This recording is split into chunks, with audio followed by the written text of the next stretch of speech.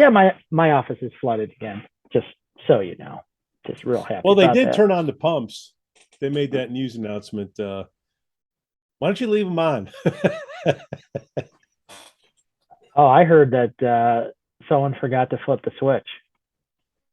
You're kidding me. Am I, Am I? Apparently, there is a switch that is there's a. This is just my understanding. Is Yeah. there is a switch that each week someone's supposed to flip it. I don't know if they have different people, but like one of those big orange handle, like turning Frankenstein no, on. it's like a light switch. It's kind of, I don't know. That's what I heard. I just go by what I hear, and what I hear is usually right. But even if it's they a flip that technological switch. That somehow you have to engage it. Yeah. Every Okay. week. Well, that makes sense because there was more water this time than there was more rain that last event, and this one, I mean, the water came up yards more than it did the last time. Trying to get out on I'm not Deerpath. sure who in the city is responsible now for technically turning that switch on each night. It's kind of like leaving your room. Make sure you hit the switch. Skoo. Wow. Technology goes so far, but evidently part of that whole new station is making sure someone flips it. Well, I heard So that they save money from the electricity for something. Like if it's supposed to kind of, there's weather coming, you're supposed to flip it on. Yeah. So I heard it wasn't supposed to come on until October. They flipped on the old pumps. Yeah, I don't know what, but that's apparently how it is. And okay, or I don't know. I heard also that the rats in the little wheels that run the machine, they didn't feed them or something, and they were just tired. It's one big cement habit trail. Nobody told them that there was rain coming. I think the problem was that they thought it was the forecast originally. It was like high winds, not rain. Yeah. But evidently, just that switch wasn't flipped. Skoo. That's again with my connections in the city. That's what I heard. Yeah. Welcome to the Lake Forest Podcast, a podcast about the lovely city of Lake Forest, featuring topics like local news, sports, music, people, food, and weather. My name is Pete, and I'm joined with the voice of the Lake Forest High School basketball, football, lacrosse, chess, team soccer, badminton, water polo, Skoo.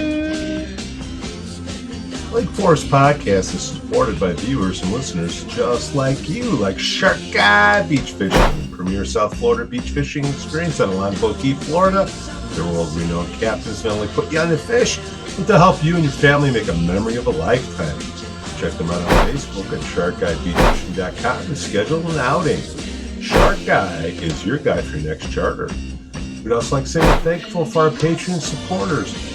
Reverend Moonback from the Church of the Holy Spirit.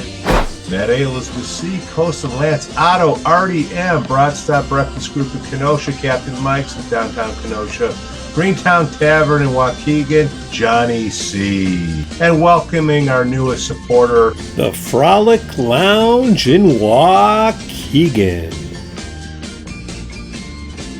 Walker, how you doing, Scoop? Good, Pete. How are you today? Beautiful fall day. The beautiful fall day. Speaking of falling, man, how about the trees? Like that, huh? Wow. Holy cow. I've never seen anything like that. Lightning strikes. Trees. Nature's not happy. Decade-year-old trees just snapped in half like a twig. Was it a microburst or... A lot of folks probably are aware that, we talk about updrafts and downdrafts within a thunderstorm. The updraft supplies the heat, the moisture it needs to thrive. The downdraft is that cold air, and they will work side by side. But what happens is after a bit of time, and this updraft can no longer support everything that's pushing into the thunderstorm, that cold air and the rain will then accelerate towards the ground. The updraft can no longer support the thunderstorm. The thunderstorm's beginning to collapse. You'll hear me refer to it that way. That air that's accelerating towards the ground has to go somewhere, so it spreads out, and it moves at about upwards of 100 to 150 miles per hour, and it can move out in all directions. Typically, you find it probably no more than about 2 or 3 miles, but again, that is what the microburst is, and these will produce the damage similar to a tornado. So there's something not to be messed around with. I don't know if it was a microburst. It just had high winds, man. It happens. You piss Mother Nature off. I mean, the Windy City. Well, I'm just doing my tour around town, the morning after, and big tree, big black marks. That was for sure lightning, man. I saw that, yeah. I'm like, wow. Yeah. May God strike me. Again, according to who I taught my city contacts, that wasn't lightning, but I guess that homeowner wanted that tree down.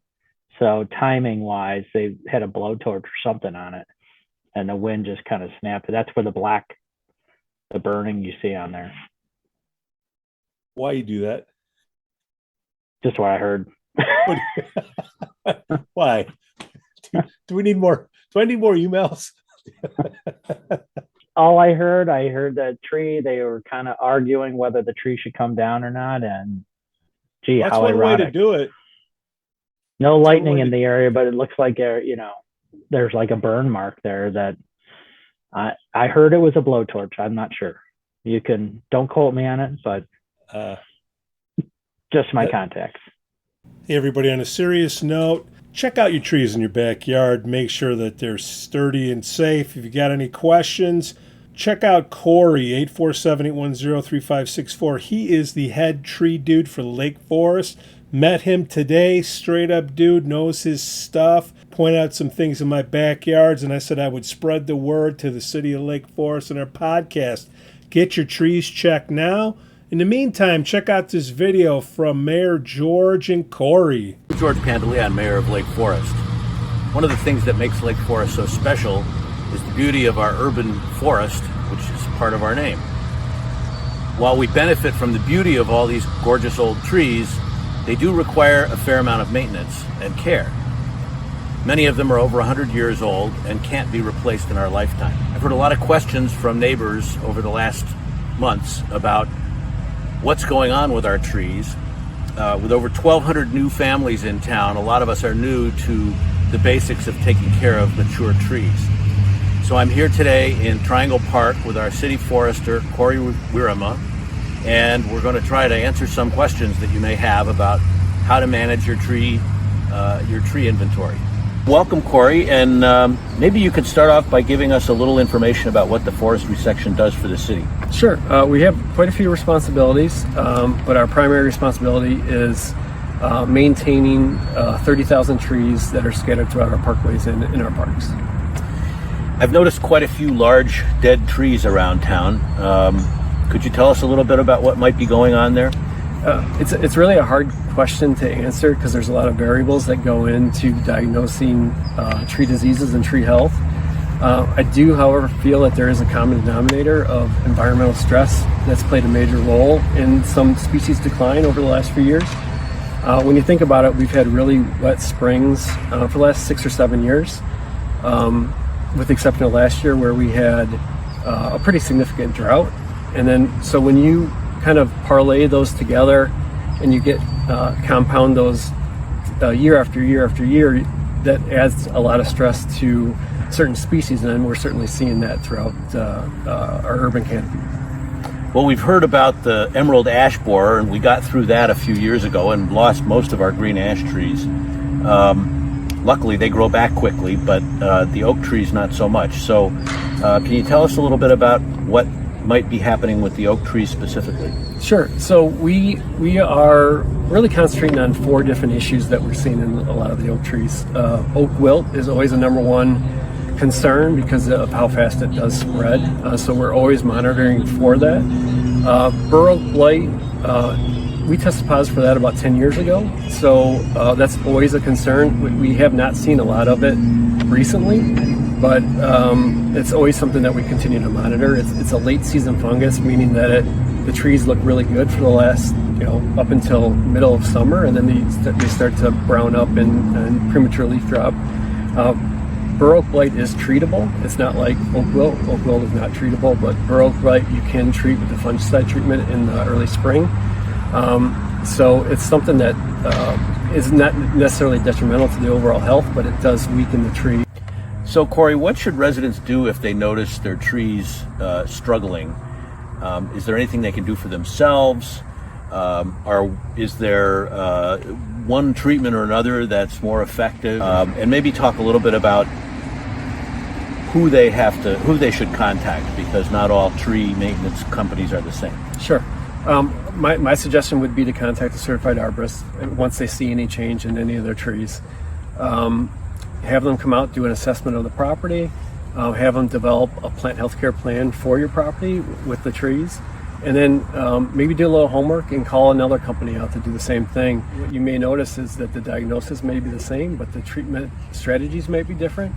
And plant healthcare being expensive, you may want to grab as much data as you can to make that correct decision. And they can certainly visit the city's forestry webpage, and we have information posted that talks about some of those insect and diseases that we talked about earlier. Great. Well, I know one of the things some of my neighbors have done over the years is, for pruning in particular, banding together and launching a joint bid with 6 or 7 or 5 or even 3 neighbors, because a big part of the cost is tied up in just getting all the people and equipment there to do the work. Right. And it really drives the cost down. So that's another strategy people could use for save plant some money. healthcare, for sure. We are trying to deal with some of the complications of living with this urban forest of ours. It's one of our most important natural assets. It's one of our great treasures in town, and but we all bear a responsibility for taking care of what's on our property. And this is a special thing that many of us are not used to. So please take advantage of the information that's on the city website, and hopefully this video has been helpful to you. Thank you. And then, so the morning after I'm walking, I go by the lake, and then, oh dear, there is a deer. A female deer? I didn't check, but it was like 10 feet away from me, looking me square in the eyes and wagging its tail. Did you have your antler hat on? But I mean, it was right by the, the upper bluff or the beach, they got that little bench there, and I'm just walking by, and you got the bluff, you got this deer, and you got me walking by, and it's just looking at me, wag, wag, wag, wag. Like, come here, little boy, let me kick you down to the thing there. Like, I'm going to go this way, and then it just trotted off, and I don't know if it went down the bluff or whatever, but I've never seen. Just from what I've heard. Skoo, I'm going to put it right here. This deer, hey everybody, red light on, broadcasting. It was wagging its tail, and it looked like a very tall dog. Very tall dog. So, Skoo, the first football game of the year, I happened to catch it. What was going on behind the scenes there? I have a few notes. That's funny that you caught it, because there was a lot of miscatches during that game. Now, according to what I heard. Yeah. Well, let's throw up a couple names here just to see if this will be, common names as the weeks go on. Rocco Caputo. That's a hell of a name for a football player. Wide receiver, right. Skoo? I believe so, yeah. Yeah. Rocco Caputo. I thought that was interesting. Danny Dimes. I don't know what his real name is, but he's a sophomore quarterback. He was taking over for Robert Passanato. Danny Dimes. Danny Dimes. The reason I say Danny Dimes, remember, I'm watching this on the the online version, and there's like 2 14-year-old kids doing a play-by-play. Like that can change, and now the Scouts have possession again. Way better field position, and they are electric on the field.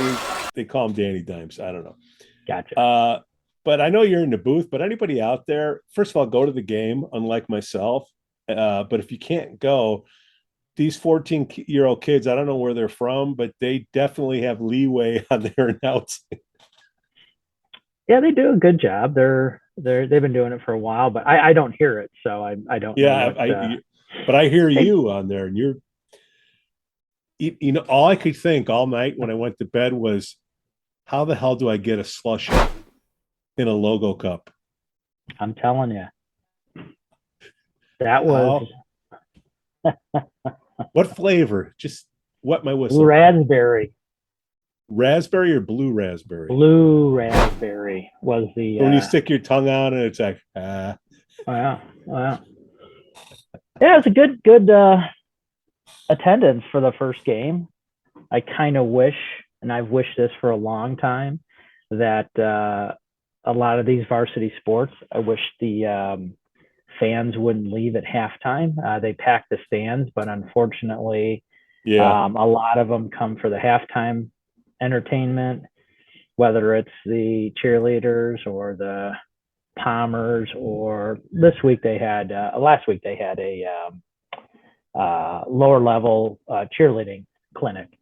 But I tell you what, the kids play much better when the stands are packed, and the first half they're packed, and then it was like, a mad rush to get out of there, and it was a close game. But this has been kind of the MO at the high school forever. We joke about it. It's like, okay, back to us and wait till halftime's over.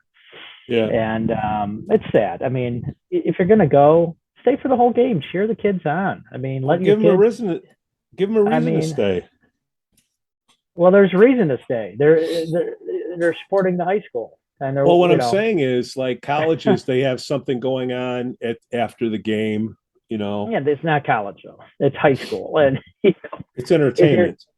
Yeah, well, that's what football is. I mean, come stay. You're coming to the game. Why not stay? Right. I mean, wasn't a blowout. Well, why not stay? You got all these kids lower level doing their cheerleading thing. Why not stay? Why do you have to bolt at halftime? So this lower level cheerleading, this was after the game? No, halftime. Clinic. They did it at halftime. Okay. Yeah, with the cheerleaders. And they do that every year. They do certain things at halftime, but more often than not, the fickle fans bolt at halftime and, stay. Mr. Fickle, it's only a half an hour more. I mean, it's 12-minute quarters. I mean, cheer the fan, kids love to have stands packed. Right. But just my opinion. I and believe me, at 8:30 at night, there's nowhere that people have to go if they've already committed to going to the football game. Well, they got to go to bed so they can go jog in the morning, Skoo. I mean, it's come out, support the Scouts, support your high school, support your local teams, have fun. They have a rocking time. They have a rocking time in the stands for a half. Why can't you continue it? Everything's going to stay open later on. You're not going to miss anything going anywhere else. But if you come to the game, stay. It's fun to watch, and the kids love it. Support them. Don't bolt on. I agree. You can wish in one hand and crap in the other, and see which one fills up first. So what I'm saying is, maybe at the end, have something. I don't know. A band. The band's giveaway. There. The band's there. Giveaways are during the game. At the end of the game. Raffles. Why do you need something at the end of the game? That's when people leave. Well, the game's over. Well, the must be present to get the prize, man. Just ideas, Here's my idea. Stay for the game. If you're going to pay to get in the game, stay for the rest of the whole game. How about this? Stay for the whole game, get a free slushie at the end of the game.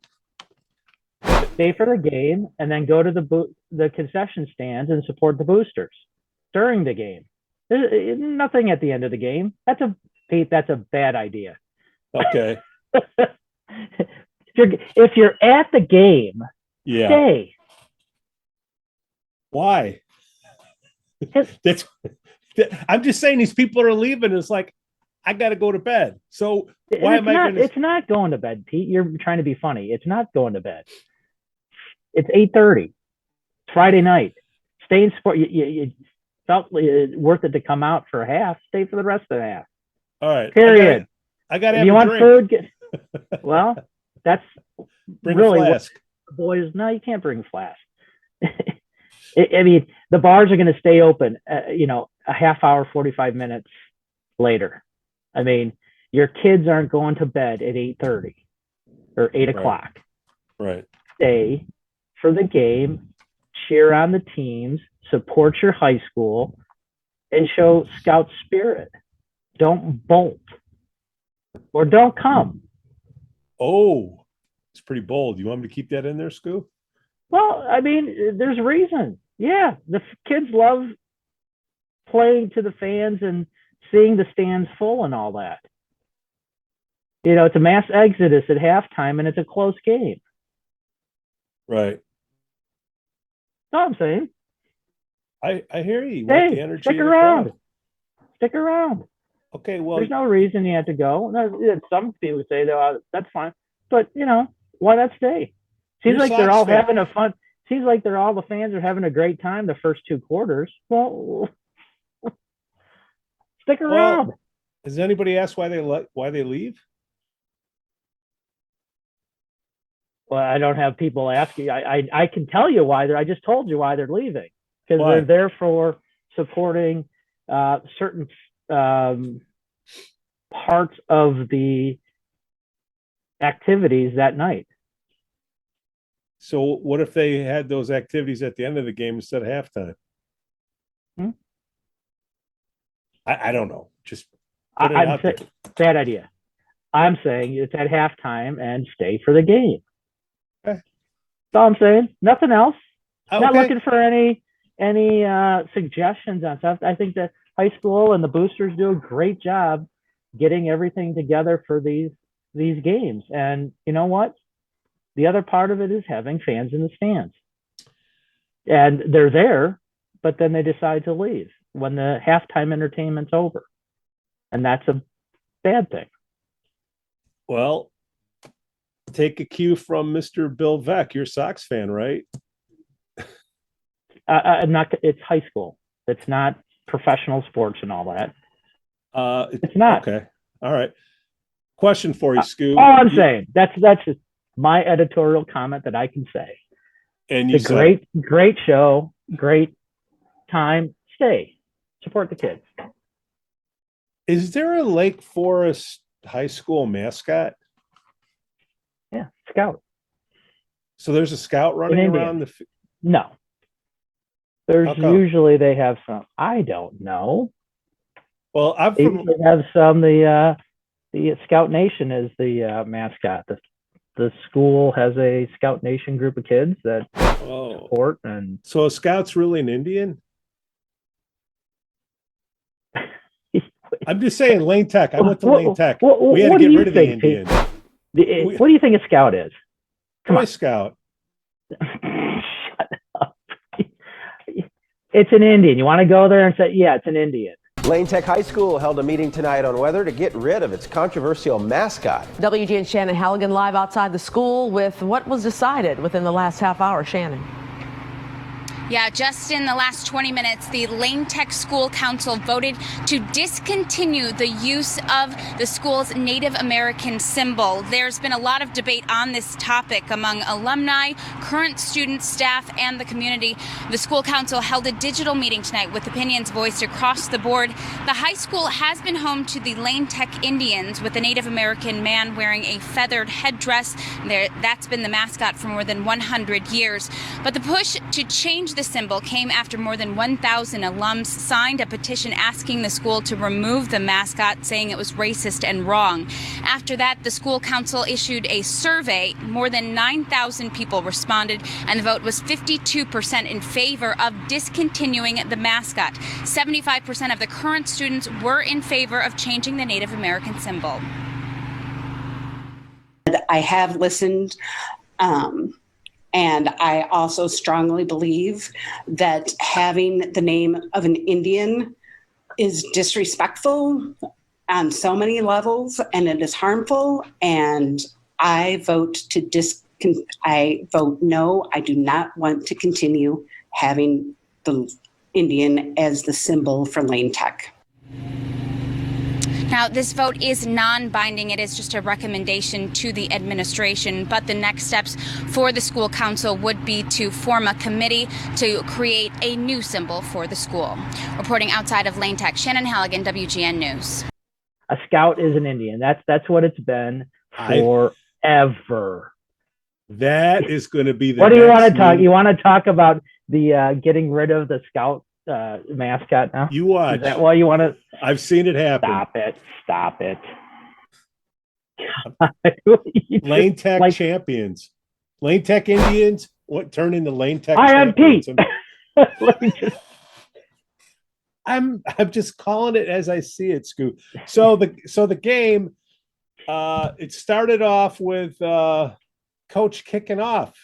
I've never seen him do that before. The defense was. I don't know. No, he chose to kick off. At least that's what the 14-year-old said on the show. And usually when you do that is, at the beginning of the year, the defense is ahead of the offense. And if your defense is stronger than your offense, and you do that, but he hasn't done that before. Does the defense, what do you think? Is the defense stronger? I know you got young kids at quarterback, figuring things out. Senior at quarterback. They brought up 11 sophomores, so it's a young team. It was a pretty bad game. Yeah. A lot of mistakes, a lot of sacks. The old line needs. I don't think St. Francis is a team that's going to be looked at as a state contender. They may, I don't know, but they were bigger than the Scouts, and they just struggled. I thought. I mean, it was. I don't know if it was an experience or not, but they have some talented players, but they got to clean up a lot of stuff. Hopefully this week at Carmel that changes, but it's a strong conference. But a lot of mistakes. That a lot of good plays, but more bad than good, and Well, it's hopefully they change. It turns around. Well, I think they're trying to figure out the quarterback. Passanato's. They like their quarterbacks also be punters, or is it just that's his offense, which okay. But he also plays linebacker too, right? I think that he did. He played linebacker last year, and that's his I think his stronger position. But and I think he had to play a couple series at linebacker, but again, I mean, that's getting into philosophies and all that. The best players, this year, best players need to be on both sides of the ball. I've always been in favor of that, particularly with when you don't have 22 studs. You want to get your and have a hell of a. I mean, St. Francis had their best players on both sides of the field, but I think we're going to probably see that this year. But I mean, crap! And I heard at the start of the game they brought up 11 sophomores. That's kind of unheard of. So they're young and not big. That's going to be a challenge in the North Suburban because North Suburban is pretty stacked. It's I'm just. Bad first game. Yeah. But I'm just saying, take it to Carmel and nobody asked me, but in case they did on the old line, I understand you guys are trying to figure it out. Widen out the split, spread it out if you don't have a good offensive line to create angles for your running. I'm just throwing it out there. Big Cat, I'm sure you just give me a call. I'll give you the clue in. But on the other side of the ball, maybe they can do that at halftime as you come out. And maybe you and Big Cat could go to midfield and do kind of a sumo kind of wrestle type of thing. At the end of the game, Skoo. Or do that at the end of the game. hard to do it at the end of the game when everyone's walking out and all that. But I think at halftime, it's like you can do a Lake Forest podcast sumo wrestle with Big Cat, and you guys go at it. And I'll be dressed in the Indian suit, and I don't want to say Indian, Skoo. Why? On the other side, Indian, isn't that what they are? Indians? I don't think they can be, dude. What are you talking about? So on the other side of the ball, Dash Dorsey. That's a hell of a name, man. He had a pretty good game. Dorsey. Dash Dorsey, first down. They had some good players. I mean, but the Scouts played tough as they could. I mean, it's only 17-6 or something, but it should have been more, but whatever. First game. Look, last year their first game stunk too, right? They won. I don't think so. No, they lost.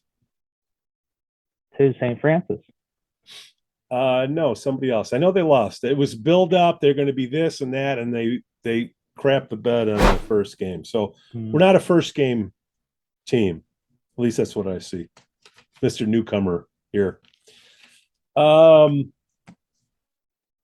Updates on Mayor. Are there any good males out there?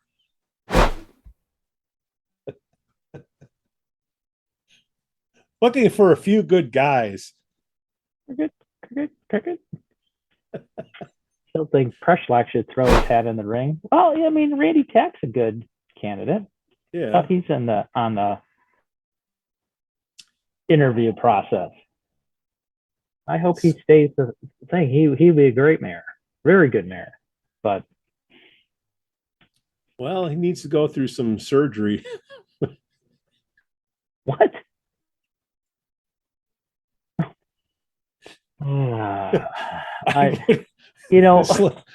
Slow news week, Skoo. Sports, football. Didn't you used to leave at halftime too? You were one of those fair weather. Of course. All right, getting back to Lake Foresters College. Saturday, September 3rd, their home openers, Wisconsin Lutheran. Nice. 1 p.m. Go out and support your Foresters. Heck, that's this Saturday, dude. That is Saturday. We're rolling into September, Pete. I might have to partake in that. A little stroll down the street. Yeah. I have never been. I might have to bring your neighbor. Maybe you guys can have a beer and bring your neighbor. So Wisconsin Lutheran. What are they? The Lutes? We'll see. Skoo, I don't know if they're the Lutes, but oh my Lord. Well, that's what the Lutherans say. Their schedule is Wisconsin Lutheran at Lawrence, home at Knox, September 17th, at Cornell. Wow, Cornell. Is that the Cornell? Iowa. Oh. Illinois College, Saturday 8th. Wow, they get 4 home games in a row. So look at this. 6. Come out and support the Scouts. 6 home games. You know what they should do is, do they do any co-pros with the college and the high school? Do you know? Winning co-pros. Co-promotion where... Oh, you're using acronyms. Okay. I don't know. I guess Friday, Saturday game? Well, I'm just saying, have the college cheerleaders come at the end of the game, or recruit. What's your deal at the end of the game? Because you're crying about how everybody's leaving. I'm not crying. You're whimpering. I'm trying to get more supporters to stay and cheer on the high school students who are working their asses off to put on a show. Not whining. Okay. Not whining. You're suggesting. You're suggesting, and I'm really digging deep on coming up with different ways how we got a college right here, not too far away, right? That maybe some of the college kids will show up. with their flasks. I think you've been drinking. Might have to edit out the whole show. I need to. Skoo. All right. That was a good always one. Leave them wanting more. Maybe you bring a box of podcast koozies and hand them out to people. Get free ones if they want to stay for the game. Ooh, there you go. That's not bad at all. Get it done, Pete. Get it done. Or people that stay to the end of the game get a free whatever at Joe's Chiefs. Just saying. Come by after the game. Win-win for everybody. They stick around and to get a free beer to come by after the game. Everybody goes home at 10 o'clock anyways. Lake Forest Podcast is supported by viewers and listeners just like you, like Shark Guy Beach Fishing, premier South Florida beach fishing experience on Longboat Key, Florida. Their world-renowned captains not only put you on the fish, but they'll help you and your family make a memory of a lifetime. Check them out on Facebook at sharkguybeachfishing.com to schedule an outing. Shark Guy is your guy for your next charter. We'd also like to say we're thankful for our Patreon supporters. Reverend Luke Back from the Church of the Holy Spirit. Matt A. Elizabeth C. Coastal Lance Otto Artie M. Broadstop Breakfast Group in Kenosha. Captain Mike's in downtown Kenosha. Greentown Tavern in Waukegan. Johnny C. And welcoming our newest supporter, the Frolic Lounge in Waukegan. Thanks for listening to the Lake Forest Podcast.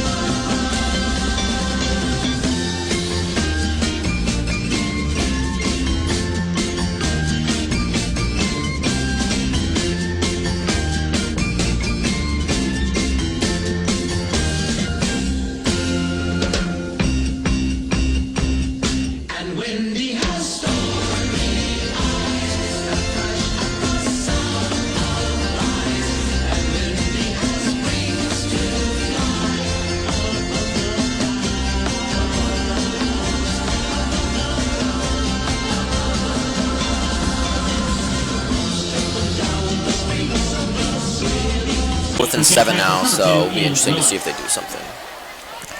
And it's a good punt there for the Scouts.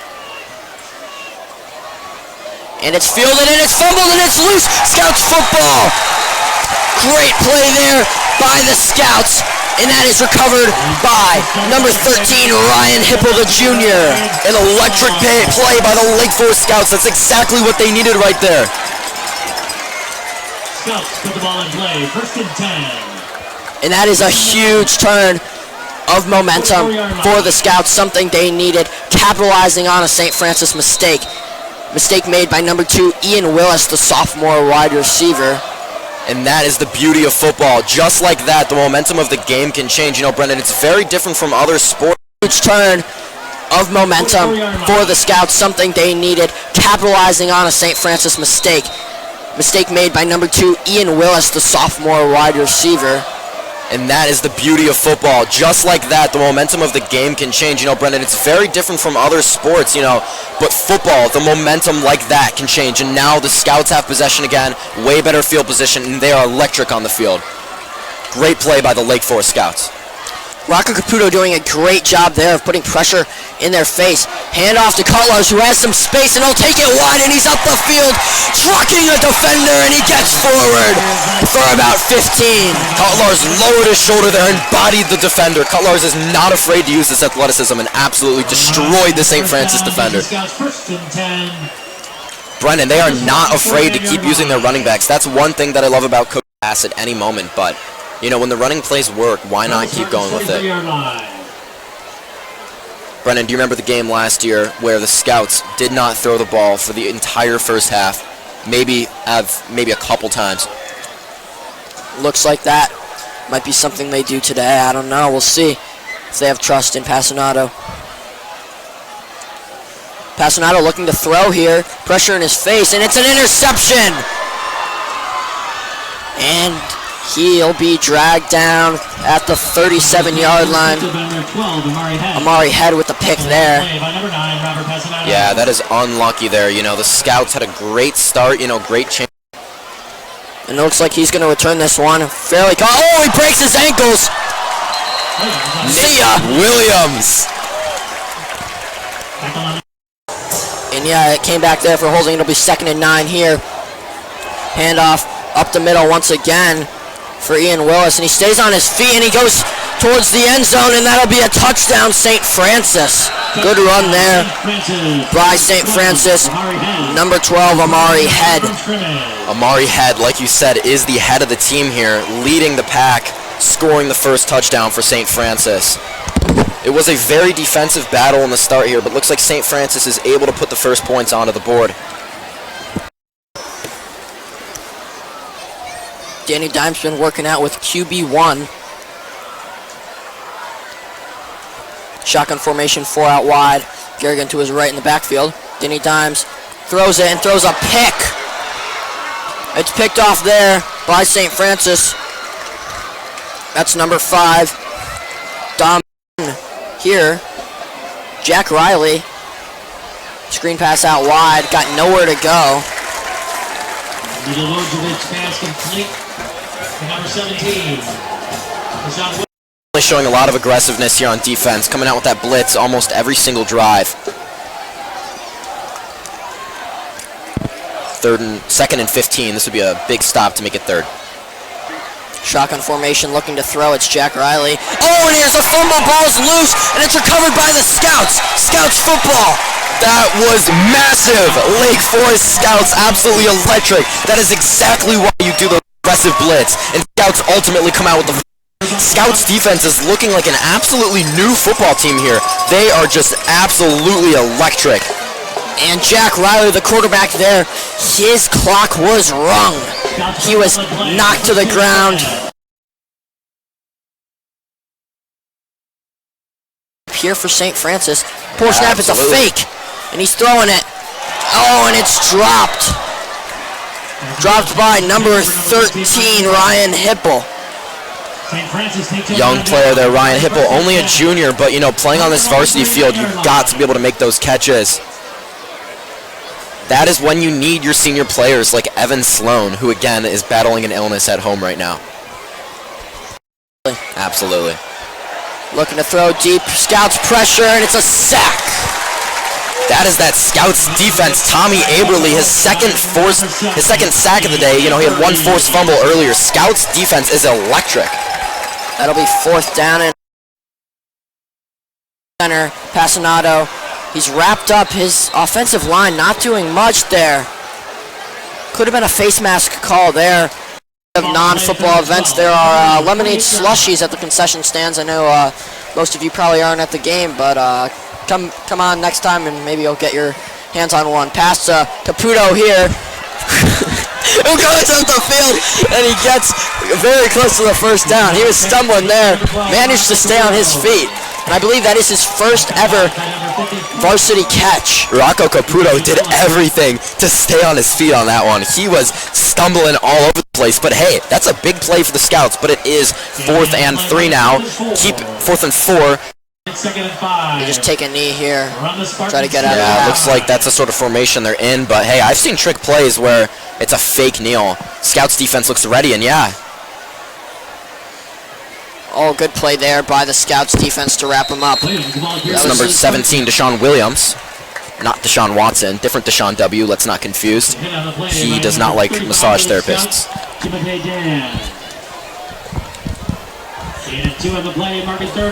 That's a different Deshaun W. From the Spartan 32-yard line.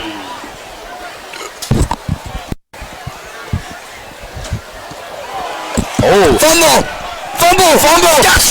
Fumble! Oh! Oh my goodness! That's sacked on the play.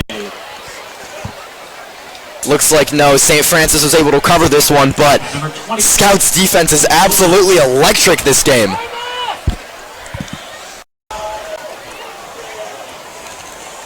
From the Spartans, 24-yard line.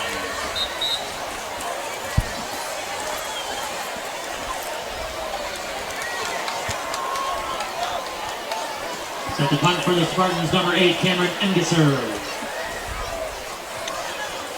3 seconds left here on the clock.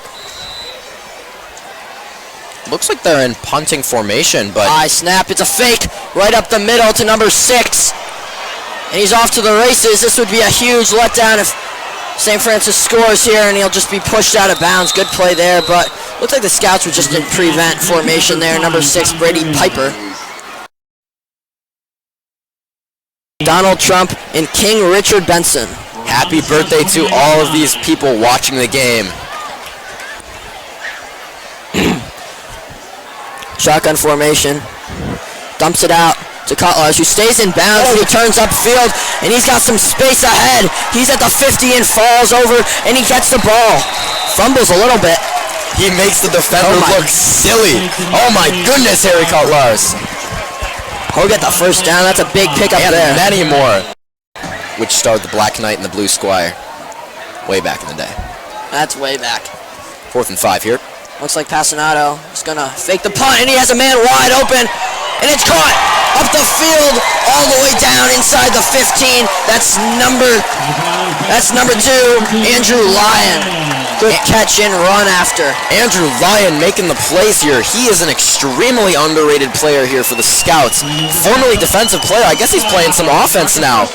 Lake Forest Scouts are coming out hot this drive. There's a flag on the play. Himself, no, it'll be a handoff up the middle to Cutlers. Is he in?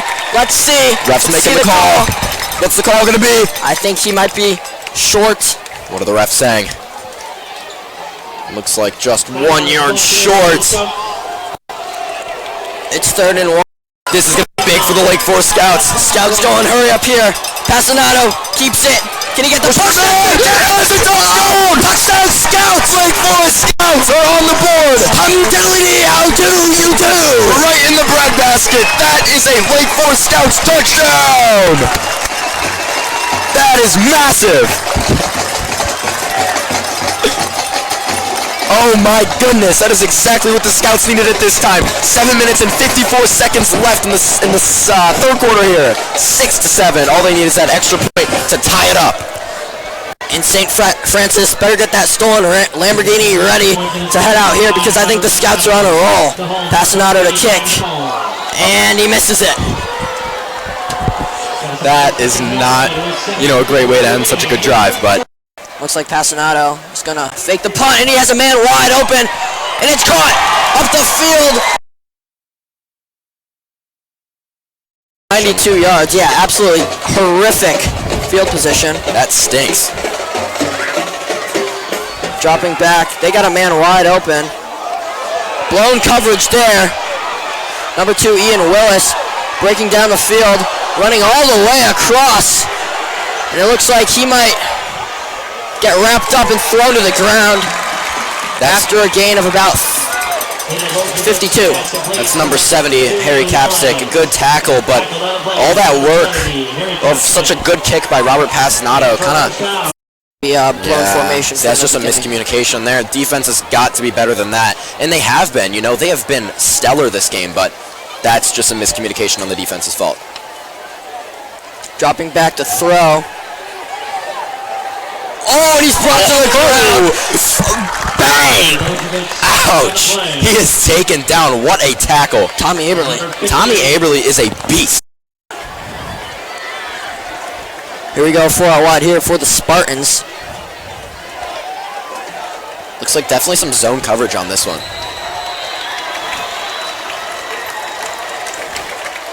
Delay game on St. Francis here. Just little things like that, they're going to help the Scouts. You need every single yard. Every yard matters. 5 is a lot. Definitely a lot. Say every yard you can get, 1s and 2s, makes a huge difference. It's big. Oh, definitely. Big. Dropping back to throw. Takes a deep shot. Has a man wide open over the middle. Touchdown St. Francis. Quite honestly, that is that's Dash Dorsey. As we said in the beginning of the game, Dash Dorsey is going to be a problem here for the Lake Forest Scouts, and that will put him on the board. You know, but interesting to see her if they do go for 2 points, you know, kind of take advantage of the fact that if they miss it, it's not going to be a problem for them. I think that's smart.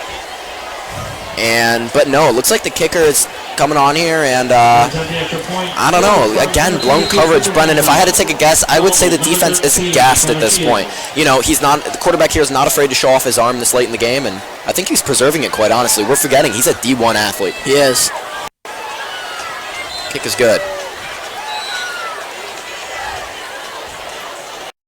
Moving to more streaming platforms like NFHS that you're on now. Handoff up the middle. And we thank you, viewers, for tuning in to the first varsity football. 4 out wide, 1 in the backfield here. Looks like St. Francis jumped off sides, maybe. Let's hope it's not a false start.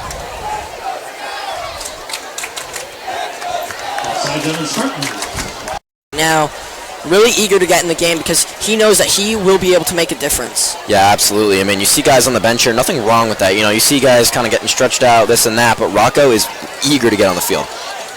2 out wide, Passanato handoff, up the middle, goes nowhere. It'll be third down. That's a slow handoff. You know, you got to be faster.